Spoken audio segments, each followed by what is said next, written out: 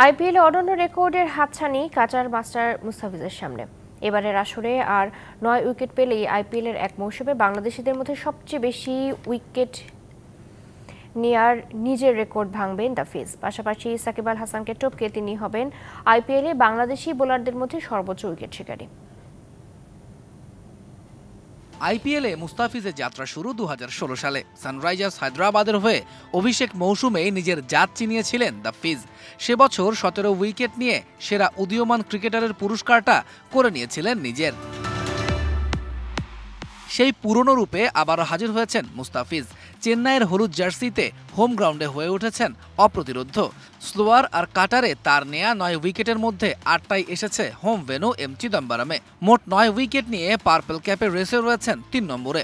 অবশ্য এই রেসে শেষ পর্যন্ত থাকাটা কঠিন তার জন্য, কেননা দেশের হয়ে খেলতে ফিরতে হবে 30 এপ্রিল।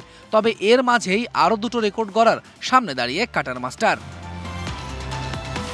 আইপিএলে এখন পর্যন্ত নিয়মিত দুই বাংলাদেশি মুখ সাকিব আর মুস্তাফিজ। এই দুজনের মধ্যে এক মৌসুমে সবচেয়ে বেশি উইকেটের রেকর্ডটা ফিজের দখলে, সংখ্যাটা 17। এবারে আর 9 উইকেট নিতে পারলেই নিজের সেই রেকর্ডটা নিজেই ভাঙবেন এই টাইগার পেসার। অবশ্য তার জন্য তিনি পাবেন আর 4 ম্যাচ।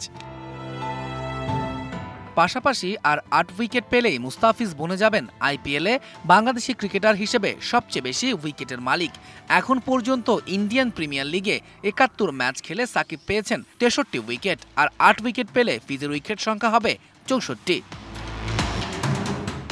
এনওসির মেয়াদ শেষ হবার আগে মুস্তাফিজ প্রতিপক্ষ হিসেবে পাবেন তারই সাবেক দুই ক্লাবকে। 14 এপ্রিল মুম্বাইয়ের বিপক্ষে তাদেরই মাঠে খেলবে ফিজ, পরের 2 ম্যাচই লখনৌ সুপার জায়ান্টের বিপক্ষে। আর এই আসরে মুস্তাফিজ শেষ ম্যাচটা খেলবেন 28 এপ্রিল সানরাইজার্স হায়দ্রাবাদের বিপক্ষে। তৌহিদুল ইসলাম, ডিবিসি নিউজ ডেস্ক।